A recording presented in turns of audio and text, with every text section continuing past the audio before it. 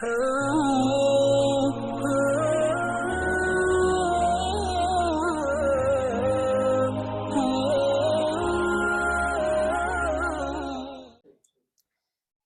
علیکم ورحمۃ اللہ وبرکاتہ۔ مفتی صاحب، آپ نے اعلان کیا تھا کہ اختلاف امت اور صراط مستقیم جو ہے جی یہ ایک سلسلہ چلے گا، اور اسی کو لے کر جو ہے آج ایک سوال ہے اور جو ترتیب وار چلنا ہے، تو سب سے پہلے جو ہے ہم شیعہ اور سنی کو لیتے ہیں اور درخواست کرتے ہیں آپ سے کہ اس کی کیا حقیقت ہے، اس کو ذرا تفصیل سے اور اچھی طریقے سے وضاحت فرمائیں اس کی۔ وعلیکم السلام ورحمۃ اللہ وبرکاتہ۔ دیکھیے، اس سلسلے میں پہلی بات یہ ذہن میں رکھیے کہ نبی علیہ الصلاۃ والسلام کے پردہ فرمانے کے بعد ابو بکر صدیق رضی اللہ تعالیٰ عنہ تمام صحابہ کے متفقہ رائے سے خلیفہ اول بنائے گئے، کسی کا اس میں کوئی اختلاف نہیں ہوا جی اور ان کا حق بھی تھا۔ روایتوں میں آتا ہے کہ نبی علیہ الصلاۃ والسلام کے زمانے میں صحابہ کہا کرتے تھے، دخل رسول اللہ و ابو بکر و عمر، خرج رسول اللہ و ابو بکر و عمر، کہ رسول اللہ تشریف لائے، ابو بکر صدیق آئے، عمر فاروق آئے۔ اس کے بعد ابو بکر صدیق رضی اللہ تعالیٰ عنہ کے وفات فرمانے کے بعد عمر فاروق رضی اللہ تعالیٰ عنہ متفقہ رائے سے خلیفہ بنائے گئے۔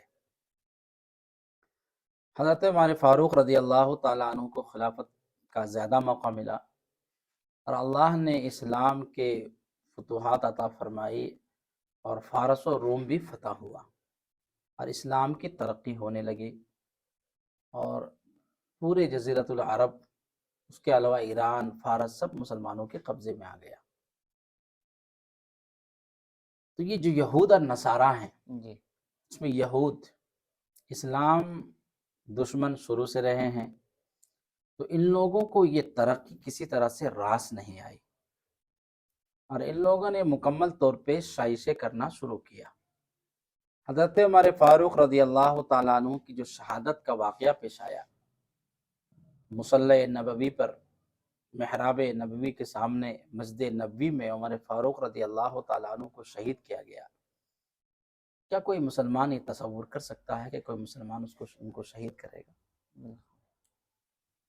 یہ یہودی سازش کے تحت حضرت عمر فاروق رضی اللہ تعالیٰ عنہ کو شہید کیا گیا۔ جی اس کے بعد عثمان غنی رضی اللہ تعالیٰ عنہ متفق رائے سے خلیفہ بنائے گئے، اور اسلام کی فتوحات کا سلسلہ چلتا رہا۔ یہود پریشان بہت ہوئے، کس طرح سے مسلمانوں میں درمیان درار ڈالا جائے، پھوٹ ڈالا جائے۔ مسلمانوں کو جب تک کہ نظریاتی اعتبار سے پھوٹ نہیں ڈالی جائے گی، تب تک کہ اسلام کی ترقی روک نہیں سکتی۔ جی تو ایک شخص کا نام ہے عبداللہ ابن سبا، ابن الاسود کے نام سے وہ مشہور تھا، جی یہودی تھا۔ عثمان غنی رضی اللہ تعالیٰ عنہ کے زمانے میں وہ مسلمان، بظاہر مسلمان ہوا، اور وہ آنے کے بعد اس کا ایمان لانا مقصد نہیں تھا، اس کا مقصد تھا کہ مسلمان اپنے آپ کو ظاہر کر کے، جو مسلمان کے سادہ لوح مسلمان ہیں، جو نئے نئے مسلمان ہوئے ہیں دیہات اور قبائل کے، ان کے درمیان عقیدوں کے اعتبار سے پھوٹ ڈالی جائے، آپس میں انتشار پیدا کیا جائے۔ چنانچہ وہ سب سے پہلے یہ کام کیا کہ اس نے مدینہ منورہ میں ٹھکانہ بنایا، اور وہاں حضرت عثمان غنی رضی اللہ تعالیٰ عنہ کے خلاف ماحول بنانا شروع کیا، اور لوگوں سے کہنے لگا کہ ہر آدمی کا ایک وصی ہوتا ہے، ہر نبی کا ایک وصی ہوتا ہے۔ حضرت علی رضی اللہ تعالیٰ عنہ نبی علیہ الصلوۃ والسلام کے وصی ہے، خلیفہ ان کو بننا چاہیے تھا۔ یہ شوشہ اس نے چھوڑنا شروع کیا۔ جی صحابہ کرام رضوان اللہ علیہم اجمعین کو معلوم ہوا عثمان غنی رضی اللہ تعالیٰ عنہ تک بات پہنچی، تو ان کو بلایا اور ڈانٹا اس کو۔ وہ دیکھا کہ یہ ہماری دال نہیں گلے گی، وہ چلا گیا پھر بصرہ جانے کے بعد بھی وہاں اس نے ماحول بنانا شروع کیا حضرت عثمان غنی رضی اللہ تعالیٰ عنہ کے خلاف، کہ اپنے رشتہ داروں کو انہوں نے عہدہ دے رکھا ہے، اور طرح طرح کے بیجا الزامات وہ لگانا شروع کیا۔ تو وہاں کے حاکم کو جب معلوم ہوا تو انہوں نے اس کو بلا کر کے ڈانٹا اور وہاں سے نکل آیا اس کو۔ پھر وہ چلا گیا ملک شام۔ ملک شام میں حضرت معاویہ رضی اللہ تعالیٰ عنہ تھے، وہاں اس کی دال نہیں گلی۔ پھر وہ کوفہ چلا آیا۔ کوفہ میں وہاں اس کو زمین ہموار ملی، اور وہاں ملنے کے بعد وہ شخص جو ہے ماحول بنانا شروع کیا حضرت عثمان غنی رضی اللہ تعالیٰ عنہ کے خلاف، اور حضرت علی رضی اللہ تعالیٰ عنہ کے محبت میں گویا کے لوگوں کو گرفتار کرنے لگا، جی اور سادہ لوگوں سے کہنے لگا، کبھی کہنے لگا کہ حضرت علی خدا ہیں، کبھی کہنے لگا کہ حضرت علی خلیفہ اول ہیں، لوگوں نے ان کو خلیفہ نہیں بنا کے بہت بڑا گناہ کا کام کیا۔ اس طرح سے عقائد، طرح طرح کے عقائد لوگوں کے سامنے پیش کرنے لگا۔ یہ امت بھی عجیب و غریب ہے، جو جیسا عقیدہ پیش کرتا ہے کچھ لوگ اس کے ماننے والے تیار ہو جی جاتے ہیں۔ اس زمانے میں آپ دیکھ لیجئے کہ قادیانی جو کانا تھا، غلاظت میں ڈوبا رہتا تھا، انتہائی بدترین انسان تھا، اس کے باوجود اس کے ماننے والے موجود ہیں۔ کچھ ایک ٹیم تیار ہو گئی، اور اس طرح اس نے حضرت عثمان غنی رضی اللہ تعالیٰ عنہ کے خلاف ماحول بنایا، چنانچہ ان کی شہادت کا مظلومانہ واقعہ پیش آیا۔ تو عثمان غنی رضی اللہ تعالیٰ عنہ کو جو شہید کرنے والے لوگ ہیں، یہی لوگ ہیں جو حضرت علی کی محبت کا دعویٰ کرنے والے، اور عبداللہ ابن سبا کی ٹیم کے جو لوگ ہیں، عثمان غنی رضی اللہ تعالیٰ عنہ کو 40 دن تک گھر میں محاصرہ کر دیا۔ جس کنواں کو انہوں نے اپنے پیسے سے خرید کر کے مدینہ والوں کے لیے وقف کیا تھا، اس کنویں سے پانی پینا منع کر دیا، اور پانی کے بغیر ان کو رکھا، اور آخر میں ان کو شہید کر دیا قرآن پاک کی تلاوت کرتے ہوئے، فَسَيَكْفِيكَهُمُ اللَّهُ وَهُوَ السَّمِيعُ الْعَلِيمُ، یہ آیت کریمہ پر ہے۔ عثمان غنی رضی اللہ تعالیٰ عنہ کی شہادت کے بعد حضرت علی رضی اللہ تعالیٰ عنہ خلیفہ بنائے گئے، لیکن ایک معاملہ وہاں کھڑا ہو گیا کہ حضرت علی کو حضرت عثمان غنی کو جن لوگوں نے شہید کیا ہے، ان سے قصاص کا معاملہ لیا جائے۔ اب حضرت علی رضی اللہ تعالیٰ عنہ ابھی خلیفہ بنے تھے، لوگوں نے مطالبہ شروع کیا، حضرت معاویہ رضی اللہ تعالیٰ عنہ نے مطالبہ شروع کیا کہ ان سے قصاص کا معاملہ لیا جائے، لیکن معاملہ یہ تھا کہ ابھی ان کی حکومت مستحکم نہیں ہوئی تھی، اور مدینہ میں انہی بلوائیوں کا غلبہ تھا۔ جب تک کہ حکومت مستحکم نہیں ہو جائے تب تک یہ قصاص کا معاملہ کیسے لیا جائے گا؟ حضرت علی رضی اللہ تعالیٰ عنہ نے کہا کہ جب معاملہ مستحکم ہو جائے گا تو اس کے بعد قصاص کا لیں گے۔ جو لوگ حضرت علی کے محبت کا دعویٰ کرنے والے تھے وہ لوگ انہی کے ٹیم وہی تھے۔ اب ان لوگوں نے دیکھا کہ اگر معاملہ مستحکم ہو جائے گا تو ظاہر سی بات ہے ہم تو پھر ہمارا قصاص میں قتل کر دیا جائے گا، تو اس طرح سے پھر جو ہے لوگوں کے درمیان لڑانا بجھانا کام کرنا شروع کر دیا۔ جنگ جمل کا واقعہ پیش آیا، جنگ صفین کا واقعہ پیش آیا، اور سب میں یہی عبداللہ ابن سبا کی ٹیم جو لوگ تھے ان لوگوں نے صلح کبھی ہونے نہیں دی، اور اس سے بڑا اسلام کا نقصان ہوا۔ تو یہ جو عبداللہ ابن سبا کے لوگ تھے وہ حضرت علی رضی اللہ تعالیٰ عنہ کے زمانے ہی میں ان لوگوں نے طرح طرح کے عقائد ان کے بارے میں پیش کرنا شروع کر دیا۔ حضرت علی نے کچھ لوگوں کو بلایا بھی، اب بلانے کے بعد ان کو زندہ جلوایا بھی، جلتے جلتے ان لوگوں نے کہہ دیا نہیں آپ ہی خدا ہے۔ اس طرح کے لوگوں کو تیار کیا۔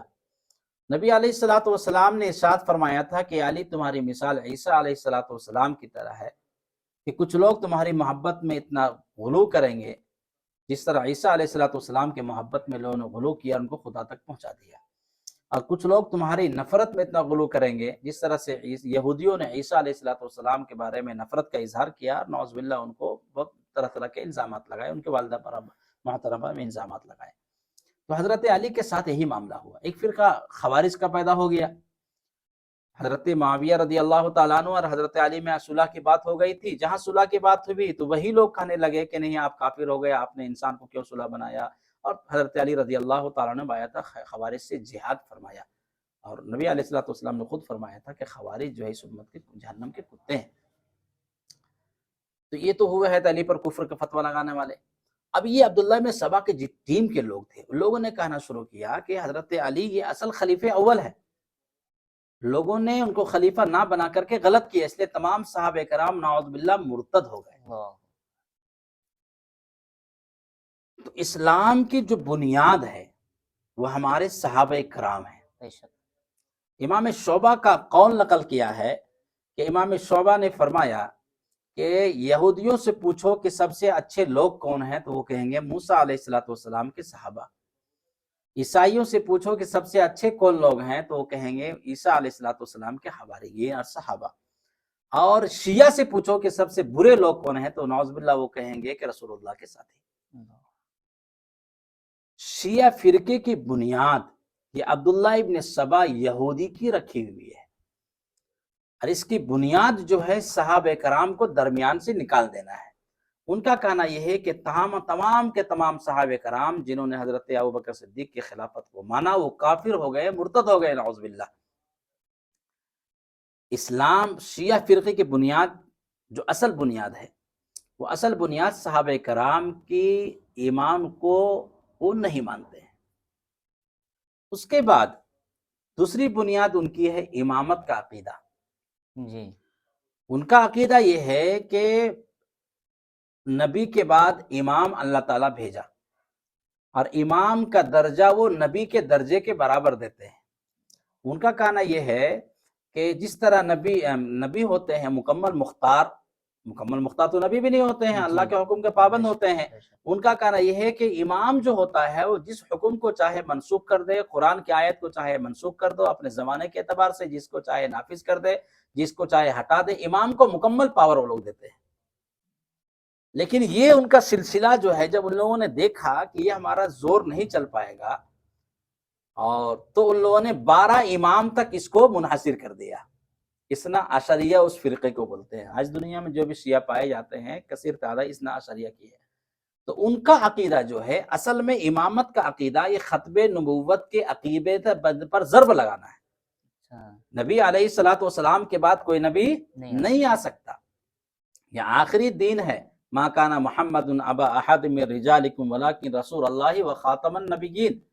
لیکن ان لوگوں نے دیکھا کہ اگر صراحتاً یہ کہیں گے کہ حضور کے بعد بھی نبی آنے والا ہے تو کوئی مانے گا ہی نہیں تھا۔ عبداللہ ابن سبا کی ٹیم کے جو لوگ تھے ان لوگوں نے امامت کے عقیدے کو گڑھا، اور الفاظ بدل کر کے انہوں نے تعبیر کیا، گویا کہ دیگر الفاظ میں وہ صاف کہنا چاہ رہے ہیں کہ حضور کے بعد بھی نعوذ باللہ نبی آئے گا۔ تو امامت کو جو عقیدہ ان کا ہے وہ ختم نبوت کے عقیدے کا انکار اصل میں ہے۔ لا نبی بعدی، قرآن صاف کہتا ہے کہ حضور کے بعد کوئی نبی نہیں آئے گا۔ الیوم اکملت لکم دینکم، ہم نے دین اسلام کو مکمل کر دیا۔ تو اثنا عشری جو فرقہ ہے اس فرقے کی بنیاد اصل میں ہے اثنا عشری مطلب 12 امام۔ اب ان کا کیا ہوا کہ جو 12واں امام، انہوں نے دیکھا کہ ہمارا جو سلسلہ ہے یہ امامت کا سلسلہ، ان کا عقیدہ بنا ہوا تھا کہ جو بھی امام ہوگا وہ حضور کے خاندان سے ہوگا۔ لیکن جو ان کا امام آیا تو اتفاق سے ایسا ہوا کہ 11واں جو امام ان کا ہے حسن عسکری، ان کی اولاد ہی نہیں ہوئی، لاولد ان کا انتقال ہوا۔ اب یہ لوگ دیکھا کہ ہم لوگوں نے بنا رکھا ہے کہ جو امام ہوگا وہ امام حسین کی اولاد سے ہوگا، اور یہاں تو معاملہ ہے کہ ان کی اولاد ہی نہیں ہے۔ اب ان لوگوں نے اپنا راستہ الگ اپنایا، اور یہ کہا کہ نہیں، ان کا ایک بیٹا ہوا تھا 4-5 سال کی عمر میں، وہ غائب ہو گیا۔ سر من رأى غار، کوفہ میں غار ہے، وہاں جا کے چھپ گیا ہے، اور کسی کو پتہ ہی نہیں چلا کہ ان کا بیٹا ہوا تھا یا نہیں ہوا تھا، کسی کو پتہ نہیں چلا ان کے اعتبار سے۔ اور وہ جا کر کے سر من رأى غار میں، محمد ابن احسن اس کا نام رکھا ان لوگوں نے، وہ چھپ گئے ہیں۔ اور جب 313 مخلص صحابہ شیعہ پیدا ہو جائیں گے پھر وہ ظاہر ہوں گے، اور آج 1300 سال گزر گیا ہے، آج تک 313 مخلص شیعہ پیدا ہی نہیں ہوا۔ اور وہ امام کب آئے گا، کیسے آئے گا، وہ سر من غار میں سر ہو گیا ہے جا کر کے، پتہ ہی نہیں چل رہا ان کا۔ یہ ان کا 12 امام کا جو عقیدہ ہے یہ اصل میں ختم نبوت کا انکار صراحتاً نہیں کر پایا ان لوگوں نے الفاظ کے ذریعے، اسی لیے ان لوگوں نے اسلام پر سب سے بڑا جو ضرب لگانا تھا ان لوگوں نے ضرب لگائی ہے ختم نبوت کے بارے میں، گویا کہ وہ اسلام شیعہ کو مانتے ہیں تو اسلام کا انکار کرنا ہوگا۔ اچھا مفتی صاحب، یہاں تھوڑا معذرت کے ساتھ بات کاٹنی چاہتا ہوں جی، کہ ایسا کیوں ہے کہ ختم نبوت کا انکار کیوں کرتے ہیں، کیا وجہ ہے؟ اس لیے کہ یہودی ہے۔ اب یہودی کا جو مقصد، یہودی کے بانی اس کا ہے، اس فرقے کا، تو جب ختم نبوت کا انکار کرے گا تو اسلام کا انکار جی، اس کا مقصد تو اسلام میں جب ہمارے بنیادی عقائد میں داخل ہیں، آخری نبی جناب رسول اللہ صلی اللہ علیہ وسلم، اس کے بعد کوئی نبی نہیں آ سکتا۔ اس کے بعد کوئی نبی اگر نعوذ باللہ کسی کو مانے گا تو کافر ہو جائے گا وہ. جی تو جی اس عقیدے کے اعتبار سے جو بھی اس امامت کے عقیدے کو مانے گا وہ کافر ہی ہوگا. اسی لیے شیعہ اثنا عشریہ وہ سب کے سب کافر ہیں، کوئی بھی مسلمان نہیں ہے. نہیں. بہت شکریہ. دوسرا، اس کے عقیدے کی جو بنیاد، جب ان لوگوں نے دیکھا کہ ہمارا عقیدہ اتنا خراب ہے، اتنا خراب ہے کہ لوگوں سامنے اگر ہم پیش کریں گے تو اس کو مانے گا نہیں، تو لوگوں نے ایک گھٹ گڑا تقیہ. تقیہ کا مطلب ہوتا ہے جھوٹ بولنا، اپنے مذہب کو چھپانا. تو ان کے علماء نے کتابوں میں لکھا کہ تقیہ ہمارے ضروریات دین میں سے ہے. جو جتنا زیادہ شیعہ کے عقائد کو چھپائے گا اور جھوٹ بولے گا اتنا بڑا وہ شیعہ ہوگا. شیعہ تقریر میں جب کریں گے تو کبھی بھی نہیں کہیں گے کہ ہم ایسا آپس کے مجلسوں میں بولیں گے، لیکن دن لوگوں سے بات کریں گے تو بولیں گے نہیں ہم تو مانتے ہیں. جی بے شک صحیح. وہ تقیہ کے تحت مانتے ہیں، چونکہ کوئی بھی ایسا باطل سے باطل مذہب ایسا نہیں ملے گا جو اپنے مذہب کی بنیاد جھوٹ پر رکھا ہو. ان کے مذہب کی بنیاد جھوٹ پر ہے. شیعہ جب بھی بولے گا تو تقیہ کرے گا. تو اس کے مذہب کی بنیاد تقیہ، جھوٹ اور فریب پر ہے. تیسرے شیعہ کے مذہب کی بنیاد ہے قرآن پاک کی تحریف کا قائل ہونا. ان کا کہنا یہ ہے کہ جو موجودہ قرآن پاک ہے یہ قرآن پاک اصلی قرآن پاک نہیں ہے. اصل میں اصل قرآن پاک جو ہے وہ ہمارا 12واں امام جو ہے پورا کا پورا لے کر چلا گیا ہے سرہ منرا غار میں. وہ جب نکلے گا تو ظاہر ہوگا. وہ کہ آج تک قرآن پاک سے لوگ خالی ہیں. تحریف قرآن کا قائل ہونا، کوئی بھی خبیث سے خبیث انسان ہوگا قائل اس لیے نہیں ہو سکتا کہ اللہ نے اس کی حفاظت کا ایسا انتظام فرمایا ہے کہ کروڑوں کروڑ کی تعداد میں حفاظ، 5 سال کا، 6 سال کا، 3 سال کا بچہ حافظ قرآن ہوتا ہے، اور نسلاً بنسل قرآن پاک محفوظ ہے. اور قرآن پاک میں اللہ نے اعلان کر دیا اِنَّا نَحْنُ نَزَّلْنَا الذِّكْرَ وَإِنَّا لَهُ لَحَافِظُونَ. ایک آیت زبر زیر پیش بھی کوئی ثابت نہیں کر سکتا کسی طرح کی تعریف کا. لیکن ان لوگوں نے جو ہے تعریف کا عقیدہ ہے اور وہ قرآن پاک، اس لیے آج تک کوئی شیعہ حافظ قرآن نہیں ہوا. آج تک کوئی حافظ قرآن نہیں ہوا جب سے شیعہ ہوا. کیوں؟ قرآن پاک میں ایمان نہیں رکھتے ہیں. تو آج تک چیلنج ہے کہ کوئی شیعہ ہو اور وہ حافظ قرآن ہو، ایسا نہیں ہو سکتا. تلاوت بھی نہیں کرتا. نہیں، خاص کر قرآن نہیں پڑھ پاتے وہ لوگ. واہ. تو امامت کا عقیدہ سراسر ختم نبوت کا انکار کا عقیدہ ہے. تقیہ کا عقیدہ جو جھوٹ پر بنیاد رکھی گئی، اور قرآن پاک کی تحریف کا عقیدہ. اور چوتھا اس کے مذہب کی بنیاد جو سب سے خطرناک ہے وہ صحابہ کرام رضوان اللہ علیہم اجمعین، جن کی ثقافت، عدالت، امتحان اللہ قلوبہم اولئک هم الفائزون اولئک هم الراشدون، جنہوں نے اپنی جان کی بازی اسلام کی حفاظت میں لا دی. آج جو قرآن ہے، احادیث ہے، ہم تک جو پہنچایا ہے وہ صحابہ نے پہنچایا ہے. ویسے لوگ دنیا میں پوری کائنات کے لوگ، اولیاء، اقطاب مل کے بھی چاہیں گے اور ایک صحابی کے دھول کے برابر بھی پہنچ نہیں سکتے. لیکن ان کا وہ تبرہ کرتے ہیں باضابطہ حضرات شیخین کے بارے میں، حضرت عمر فاروق کے بارے میں، ابوبکر صدیق کے بارے میں، حضرت عثمان غنی رضی اللہ تعالیٰ عنہ کے بارے میں. جب تک وہ گالی نہیں دیتے ہیں تب تک وہ کھانا بھی نہیں کھاتے. ان کے ماتم جو ہوتا ہے محرم کے موقع پر ہوتا ہے. اب تو ویڈیو بھی آنے لگی، لوگوں نے، منحوسوں نے حضرات شیخین کے باتھ روموں میں نام رکھا ہے. اب یوٹیوب میں ویڈیو بھی دیکھ سکتے ہیں. باتھ روم وغیرہ میں جو ہے ایران کے جو شیعہ وغیرہ ہیں وہ باتھ روم میں لکھتے ہیں. ابھی ان لوگوں نے عمر فاروق رضی اللہ تعالیٰ عنہ کا پتلا جلایا ہے یہاں جی پاکستان میں. جی جی. تو ان کے مذہب کی بنیاد ہے صحابہ کرام پہ تبرہ کرنا، برا بھلا کہنا. جو صحابہ ہی بیچ سے نکل گئے پھر اسلام کہاں رہا؟ بے شک. تو شیعہ کو کسی طرح سے مسلمان نہیں کر سکتے ہیں، اس لیے کہ شیعہ نہ قرآن پاک کا عقیدہ رکھتا ہے، نہ ختم نبوت کا عقیدہ رکھتا ہے، اور نہ صحابہ کرام کو مانتا ہے. اب صحابہ کو جب نہیں مانیں گے تو نبی علیہ الصلوۃ والسلام نے فرمایا ما انا علیہ واصحابی، جسے میں نے سلسلہ شروع کیا تھا کہ اس ناجی جو فرقہ ہوگا وہی ہوگا جس پر میں ہوں اور میرے صحابہ ہیں. صحابہ ہمارے بنیاد ہیں. اصحابی کالنجوم فبأیہم اقتدیتم اہتدیتم، میرے صحابہ ستاروں کی طرح ہے، جن پر جس کی تم اقتدا کر لو گے کامیاب ہو جاؤ گے. لا تسبوا اصحابی، میرے صحابہ کو کبھی میرے بعد برا بھلا مت کہنا. اگر تم میں سے کوئی احد کے پہاڑ کے برابر بھی سونا خرچ کرے گا تو میرے ایک صحابی کے ایک مد یا آدھا مد کے برابر نہیں پہنچ سکتا. تو شیعہ جو موجودہ شیعہ جو بھی ہیں وہ عام طور پہ شیعہ میں اصل بہت سارے فرقے ہیں، لیکن مشہور فرقہ جو ہے وہ اثنا عشریہ فرقہ ہے. ایک زیدیہ فرقہ ہے جو اہل سنت کے قریب قریب فرقے ہیں، لیکن آج جو زیدیہ فرقہ ہیں وہ بھی اثنا عشریہ ہی کے ماننے والے ہیں. اس لیے اچھا ہوتا کیا تھا کہ چونکہ اپنی کتابوں کو یہ چھپا کر رکھتے تھے. جی جب پریس کا زمانہ نہیں آیا تھا، ان کے مذہب میں تقیہ تھا، یہ اپنی کتابوں کو صرف شیعہ تک دیتے تھے، باقی لوگوں کو پڑھنے نہیں دیتے، اس لیے ان کے عقائد کے بارے میں لوگوں کو پتہ نہیں چل پایا. تو پچھلے زمانے کے جو علماء تھے بس تشدد سے انہوں نے کام نہیں لیا. لیکن جب ان کی کتابیں چھپ کر آئی اور بہت پریس میں آیا، لوگوں نے مطالعہ کیا تو لوگوں کو ہوش اڑ گیا کہ یہ تو اتنا گندا عقیدہ رکھنے والے ہیں کہ کسی طرح سے اس کو مسلمان کہا ہی نہیں جا سکتا. جو صحابہ کو نہیں مانے، جو قرآن کو نہیں مانے، جو ختم نبوت کو نہ مانے، جو قرآن کی آیتوں کا انکار کرتے، قرآن کی تحریف کا قائل ہو، اسلام کیسا؟ بے شک. اسلام تو کامل مکمل اکمل دین ہے. صحابہ کرام رضوان اللہ علیہم اجمعین ہمارے معیار ہیں. اس معیار کو اگر ستون کو ہٹا دیں گے پھر اسلام رہے گا کون؟ پھر کون پہنچایا دین کو؟ بے شک. تو یہ جو معیار ہے ہمارے پاس شیعہ، تو جب علماء نے پڑھا تو ہندوستان میں شاہ عبدالعزیز محدث دہلوی رحمۃ اللہ علیہ نے سب سے پہلے تحفہ اثنا عشریہ لکھا.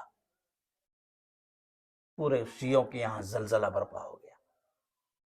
تفسیر سے حضرت نے ثابت فرمایا، ان کی کتابوں سے ثابت فرمایا کہ یہ تقیہ کا عقیدہ، تحریف قرآن کا عقیدہ، ختم نبوت کے انکار کا عقیدہ، صحابہ کرام کے تبرہ کا عقیدہ ان کا موجود ہے، کسی طرح سے مسلمان نہیں. پھر اس کے بعد امام اہل سنت مولانا عبدالشکور صاحب لکھنوی رحمۃ اللہ علیہ نے باضابطہ طور پہ ان پہ کتابیں لکھی اور تحقیقات کی، مطالعہ کیا، اور تمام علماء کا متفقہ فیصلہ رہا کہ جو شیعہ ہیں، جو عقیدہ رکھنے والے ہیں، کسی طرح سے وہ مسلمان نہیں ہو سکتے ہیں. وہ لاکھ تقیہ کر لیں لیکن ان کو مسلمان کہا نہیں جا سکتا ہے. موجودہ جو شیعہ لوگ ہیں انتہائی بدزبان، جب تک کہ وہ صحابہ کرام کھلم کو، اب تو ویڈیو میں لوگ کھلم کھلا حضرت شیخین کے بارے میں برا بلا کہتے ہیں، اور اسلام کی بنیاد صحابہ کرام ہیں، اور تمام صحابہ کا اتفاق ہے کہ تمام صحابہ میں افضل ابوبکر صدیق ہیں، اس کے بعد عمر فاروق ہیں، اس کے بعد عثمان غنی ہیں، اس کے بعد حضرت علی کرم اللہ وجہہ ہیں. اور اہل بیت سے محبت کرنا یہ اہل محبت تک دعویٰ تو کرتے ہیں، لیکن ایک بھی یہ لوگ ان پر عمل کرنے والے نہیں. یہ کہتے ہیں کہ نعوذ باللہ حضرت علی رضی اللہ تعالیٰ عنہ کے علاوہ تمام کے تمام کافر ہیں، لیکن تمام شیعہ کتابوں میں بھی، اہل سنت کی کتابوں میں بھی لکھا ہوا صراحتاً کہ ام کلثوم بنت علی بنت فاطمہ رضی اللہ تعالیٰ عنہ کی شادی عمر فاروق سے ہوئی. یہ شادی ہوئی، اگر وہ کافر اور مرتد تھے جی شادی کیوں ہوئی؟ بے شک. تو اتنا گھٹیا لوگ ہیں. کوئی لوگوں نے لکھا ذالک فرج غصب نہ ہو، وہ لکھتا ہے کہ یہ ہم سے چھین لی گئی، یعنی غصباً جو ہے نکاح کر لیا گیا. ایسا ہوگا؟ ایک طرف تم کہتے ہو کہ ایک امام حضرت علی کی طاقت نہیں تھی کہ پوری کائنات کو چاہے تو پلٹ دے، جی اور حضرت علی نے ابوبکر صدیق کی خلافت میں خاموش رہے، عمر فاروق کی خلافت میں خاموش رہے، عثمان غنی کی خلافت میں خاموش رہے، چوتھے میں خلیفہ بنے، تو اتنا پاور ہونے کے بعد وہ خاموش کیوں رہے؟ اور ان کی بیٹی کی شادی زبردستی ہو جائے گی، اتنے کمزور تھے حضرت علی؟ جی جی ایسا گھٹیا بدزبان. اور ان کے عقائد کو سمجھنا ہو تو کتاب آئی ہوئی ہے مظلوم اہل بیت، حسین موسوی رحمۃ اللہ علیہ نے، جو پہلے شیعہ تھے، خمینی کے ساتھ تھے، اور اس کے بعد پر انہوں نے جب ہم کی حقیقت پوری معلوم ہوئی، انہوں نے توبہ کی اور انہوں نے کتاب لکھی ہے مظلوم اہل بیت، جو کتاب اردو میں چھپ کے آئی ہے. اتنے گندے عقائد تو کسی ہندو کو بھی نہیں. مولانا منظور نعمانی رحمۃ اللہ علیہ نے امام خمینی پر کتاب لکھی، تفصیل کے ساتھ لکھی، اور اس کے بعد تو مولانا یوسف صاحب لدھیانوی رحمۃ اللہ علیہ نے تو کمر توڑ دی، جی کیونکہ انہوں نے کتاب لکھی ہے شیعہ سنی اختلافات الصراط مستقیم. اتنی موٹی کتاب ہے. جب انہوں نے شروع میں کتاب لکھی تھی اختلاف امت صراط مستقیم، تو شیعہ کے بارے میں مختصر انہوں نے لکھا، تو ان لوگوں نے کیس کر دیا کہ ہمارا عقیدہ نہیں ہے ایسا. پاکستان میں کیس کر دیا کہ ہمارے خلاف لکھا انہوں نے اور ہمارے عقیدہ نہیں. حضرت نے 2 مہینے کا اعتکاف کیا، ان کی کتابوں کو منگایا، اور ان کی کتابوں منگا کر کے تمام کو حوالوں کے ساتھ لکھ کر کے عدالت کے سامنے پیش کیا. سب شیعہ بھاگ گئے. اس کتاب کو مطالعہ کریں گے آپ دماغ اڑ جائے گا، اتنا خراب عقیدہ. ان کی متا کا عقیدہ ہے. متا کرنا کہ جو ایک مرتبہ متا کرے گا وہ حضرت نعوذ باللہ جو ہے حضرت حسن کا ثواب ملے گا، 2 مرتبہ کرے گا تو حسین کا ثواب ملے گا. متا کا مطلب یہ ہوا کہ زنا کرنا. جی 2 گھنٹہ کے لیے، 3 گھنٹہ کے لیے، 4 گھنٹہ کے لیے نکاح کرتے ہیں وہ لوگ، اور اس کے بعد جو ہے اس سے جو بچہ پیدا ہوتا ہے وہ ان کا امام بنتا ہے. اس طرح کے عقائد ہے، گویا کہ زنا کا دروازہ ان لوگوں نے کھول دیا ہے. جی تو شیعہ جو ہے وہ اسلام کا سب سے بدترین فرقہ ہے، اور وہ کافر و مرتد ہے. اس کو کسی طرح ایمان سے ان کا کوئی تعلق ہی نہیں، اس لیے کہ ان کے عقائد وہ ایمان کو ختم کرنے والے ہیں. جو بھی عقیدہ ہے وہ اسلام کی بنیاد کو، اس کی وجہ یہ ہے کہ شیعہ کی بنیاد جو رکھنے والا تھا عبداللہ ابن سبا رکھنے والا تھا، اور عبداللہ ابن سبا یہودی تھا. جس طرح سینٹ پال یہودی نے یہ عیسائی کا لبادہ لوڑ کر کے عیسائیوں میں توحید کے عقیدے کو ختم کر دیا، جی اور حضرت عیسیٰ کے بارے میں طرح طرح کے لوگوں کے عقائد کو انہوں نے تثلیث کا عقیدہ جاری کر دیا۔ وہ سینٹ پال یہودی نے کیا تھا، اسی طرح سے عبداللہ ابن سبا نے مل کر کے اللہ اگر اسلام کی حفاظت نہ کرتا تو ایسا عقیدہ اس نے بنیاد رکھی تھی کہ اسلام کب ختم ہو گیا ہوتا، لیکن یریدون لیطفئوا نور اللہ بافواہہم واللہ متم نورہ ولو کرہ المشرکون۔ اللہ چونکہ قیامت تک اس دین کو باقی رکھے گا، اس لیے ان شیعوں سے کچھ ہوا نہیں، وہ اپنے چلاتے ہیں، اپنی آخرت کو برباد کرتے ہیں۔ اور انہی شیعوں نے، انہی لوگوں نے حضرت حسین رضی اللہ تعالیٰ حضرت علی کو شہید کیا، اور حضرت کیا کہتے ہیں معاویہ کو زخمی کیا، حضرت حسن کو شہید کیا، زہر دیا، ان کو نوچا، ان کے کپڑے پھاڑے، حضرت حسین کو شہید کیا۔ یہی لوگوں نے کیا، اس لیے کہ ان کا مقصد یہی تھا کہ اسلام کا جو ستون ہے وہ ختم ہو جائے، اسلام ختم کرنا مقصد تھا۔ تو اللہ نے ایسی لعنت ان پہ ڈالی ہے کہ قیامت تک یہ ماتم ہی ماتم کر رہے ہیں، جی اپنے ہاتھوں سے زنجیر مارتے ہیں، تلوار مارتے ہیں، یہ مارتے ہیں، چلاتے ہیں، قیامت تک یہ لوگ یہ کام کرتے رہتے، لعنت برستی ہوئی ہے۔ ایک بھی شیعہ مسلمان نہیں۔ ما انا علیہ واصحابی یہ ہمارا معیار ہے۔ جی جب صحابہ کو یہ نہیں مانتے ہیں تو پھر اسلام کے کہاں چلا گیا؟ پھر اسلام رہے گا کہاں؟ جو شیعہ مانے گا وہ اسلام کو انکار کرنا پڑے گا، بے جو شک اسلام کو مانے گا وہ شیعہ کو کافر کہنا ہوگا۔ تو شیعہ متفقہ طور پہ جو عقیدے ہیں ان کے ہیں، اثنا عشریہ کے جو عقیدے ہیں، اور عام طور پہ ابھی جو ایران وغیرہ میں پایا جاتا ہے وہ اثنا عشریہ ہی کا ہے، انہی کو رافضی کہا جاتا ہے، جی شیعہ کو رافضی کہا جاتا ہے۔ رافضی کے اصل معنی آتے ہیں چھوڑ، رفض کے معنی چھوڑنا۔ جی ہوا یہ تھا کہ زید ابن علی رضی اللہ تعالیٰ عنہ، انہوں نے ہشام ابن عبد الملک کے خلاف خروج کیا تھا، تو آئین موقع پر جو لوگ ان کے دعویٰ کرنے والے تھے محبت کا، میدان میں چھوڑ کے چلے گئے، یہی شیعہ لوگ۔ تو انہوں نے کہا رفضتمونی، تم لوگوں نے مجھے چھوڑ دیا بیچ میں ہی، تب ان کا نام پڑ گیا رافضی۔ اس امام کو مانتے ہیں، حالانکہ وہ سب ہمارے اہل سنت والجماعت کے امام ہیں، جی حضرت علی ہے، حضرت حسن، حضرت حسین ہے، امام اہل بیت جو بھی ہیں ہمارے آنکھوں کا نور ہیں، بے سر شک کے تاج ہیں۔ بے شک انہوں نے کبھی بھی اپنی امامت کا دعویٰ نہیں کیا یا کس طرح کے عقائد بیان نہیں کیے، اور انہوں نے یہ شیعہ جو ہے نہ اپنی بخاری کو مانتے ہیں، نہ ترمذی کو مانتے ہیں، نہ کسی اور کو مانتے ہیں۔ جب مانتے ہی نہیں ہیں تو کس چیز کو مانا جائے گا؟ کس طرح سے ان کو اسلام پہ کہا جائے گا؟ اس لیے شیعہ جو ہے متفقہ طور پہ جو ہے وہ کافر ہیں۔ شیعہ میں بہت سارے فرقے ہیں، بہت سارے فرقے ہیں، لیکن مشہور فرقے جو ہیں وہ یہی ہے، ورنہ شیعوں کے فرقوں کو گنایا جائے تو 44-45 کے قریب ان کے فرقے ہیں۔ اللہ